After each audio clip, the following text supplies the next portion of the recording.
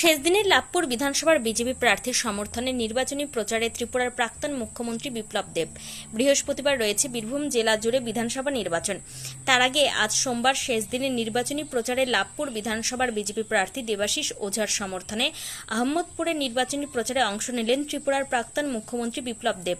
এদিন তিনি আহমদপুরে ঈশ্বরপুর থেকে আহমদপুর বাজার পর্যন্ত রোড শো করলেন। এই রোড শো ঘিরে বিজেপির কর্মী সমর্থকদের মধ্যে উৎসাহ ছিল চরমে। লাভপুর থেকে Anukul Garai, report crime press, Bengal news. পরিবর্তন চাইছে। আজকে এই লাভপুরের জনগণ নেমেছে, যেখানেই তাকাই সেখানে সমস্ত মানুষ রাস্তায় নেমে গেছে। মমতা বন্দ্যোপাধ্যায় জনতাকে ধমকিয়ে, ডরিয়ে, ভয় দেখিয়ে সত্তা নিতে চায়। আপনি লিখে রাখুন ডায়েরিতে, মমতা ব্যানার্জি না, ওনার বড়টা আসলো। এবার ইলেকশন নিট অ্যান্ড ক্লিন হবে। ইলেকশন কমিশনের উপর পুরো ভরসা আছে। আপনাদের মাধ্যমে আমি জনতাকে বলবো, বেরিয়ে আসুন, ভোট করুন, অধিকার নিন। আপনার সঙ্গে মোদি আছে, আপনার সঙ্গে ভারতীয় জনতা পার্টির কার্যকর্তা আছে। এই লাভপুরে 2021-এর নির্বাচনের পর রেপ, মার্ডার, তারপর এখানে যে ক্যান্ডিডেট তৃণমূল কংগ্রেসে, তার উপরে তো সিবিআই তদন্ত হচ্ছে।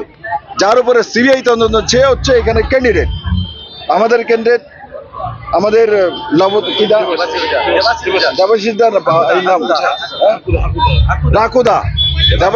রাকুদা আমাদের ক্যান্ডিডেট। এবং আজকে যে জনরল দেখেছে, নিশ্চিত রাকুদা বিপুল ভোটে জয়ী হবে মানুষের আশীর্বাদে। আর বাকি কিছু গুন্ডা এখানে গুন্ডামি করছে, তাদের শায়েস্তা করার ব্যবস্থা নিশ্চিত নির্বাচন কমিশন করবে 1-2 দিনে। আর জনতা যাতে নেমে ভোট দেয়, সেটা আমাদের পার্টিতে করুক, অন্য পার্টিতে করুক, কিন্তু পশ্চিমবঙ্গের মানুষের মুক্তির একমাত্র রাস্তা হচ্ছে ভারতীয় জনতা পার্টি, নরেন্দ্র মোদী। মানুষ সেই দিশাতে নেমে গেছে। নিশ্চিত রাকুদা এখান থেকে বিপুল ভোটে জয়ী হয়ে বিধানসভাতে যাবে। পুরো রাজ্য আপনি ঘুরলেন, বিভিন্ন বিধানসভা এলাকায় গেলেন, কি মনে হচ্ছে ফার্স্ট ফেজে কতগুলো সিটে আপনার? দেখুন, আমি জ্যোতিষী নই মমতা বন্দ্যোপাধ্যায়ের মতো। উনি তো কোনো সময় ডাক্তার, কোনো সময় ইঞ্জিনিয়ার, কোনো সময় জ্যোতিষী, উনি যা খুশি হতে পারেন। আমি বিপ্লব কুমার দেব, ভারতীয় জনতা পার্টির কার্যকর্তা। এতটা আমি বুঝি, জনঢল ল্যান্ডস্লাইডিং হবে, আপনারা কল্পনা করতে পারবেন না কি হচ্ছে। আমি 24 পরগনাটা পুরোটা কলকাতা দেখছি, আপনি দেখেন ওখান থেকে ল্যান্ডস্লাইডিং হচ্ছে। ভবানীপুরে মমতা ব্যানার্জিকে স্বয়ং যমরাজ আসলো তুলে নিতে পারবেন না, আর স্বয়ং ইন্দ্র আসলো বাঁচাতে পারবেন না।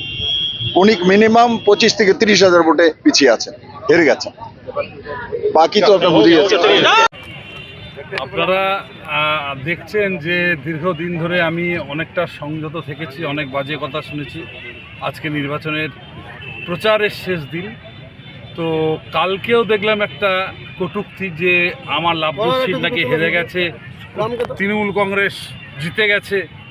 তো আপনারা এইটুকু বুঝতে পারছেন যে উনি কেন বলছেন আমার সম্পর্কে বলার ওনার কি দরকার আছে? যদি জিতেই গেছেন, আমার কোনো স্টার ক্যাম্পেনার নেই, তাহলে কি দেখছেন আপনারা? আজকে কি হলো এটা? তো সুতরাং শেষ যার ভালো, সব ভালো তার। সুতরাং লাভপুরে বিদায় তৃণমূল কংগ্রেসের আসন্ন। আপনারা প্রস্তুতি নেন ব্যাগ ড্যাগ গুছিয়ে যাবার জন্যে, কারণ লাভপুরের মানুষ আর জায়গা তৃণমূল কংগ্রেসকে দেবে না। নিশ্চিত প্রচারের শেষ দিনে আমি দায়িত্ব নিয়ে বলে গেলাম। জয় শ্রী। তোমার আমার সকলেরই একটাই পছন্দ, মাদার্স চয়েস। ঘরে সুগন্ধি ভাত, প্রতিদিনের রান্নায় নিখুঁত স্বাদ, চাই উন্নত মানের চাল। তাহলে আর দেরি কেন? আজই যোগাযোগ করুন ধনরাজ অ্যাগ্রো ইন্ডাস্ট্রিজ প্রাইভেট লিমিটেডে।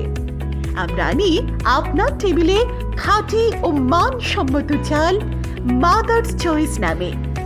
একবার ব্যবহার করুন, আর ফিরে তাকাতে হবে না। বিশ্বাসী গোড়া, গুণগত মানে সেরা। মাদার্স চয়েস, মা যেমন চান চাল তেমনই। যোগাযোগের জন্য এখনই কল করুন 8509752023 এই নম্বরে। মাদার্স চয়েস শুধুই সেরা নয়, সবার প্রথম পছন্দ।